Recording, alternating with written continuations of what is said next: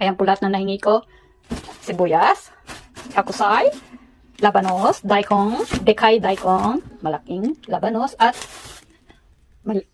sana daikong, maliit na labanos. Maliit na labanos, ang cute! Meron pa isa, ayan. Itinapon lang ni Lolo, pinulot ko po.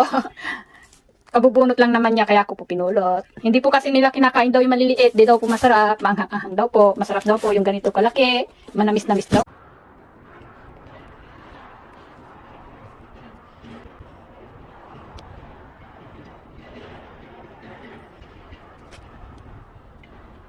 Hingi po ako ng pechay dito kila Lolo, yung pong wala pang bulaklak.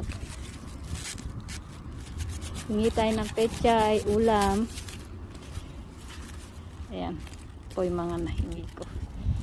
Konti lang hihingin ko kasi ako lang kakain. Hindi po kumakain yung anak ko ng pechay.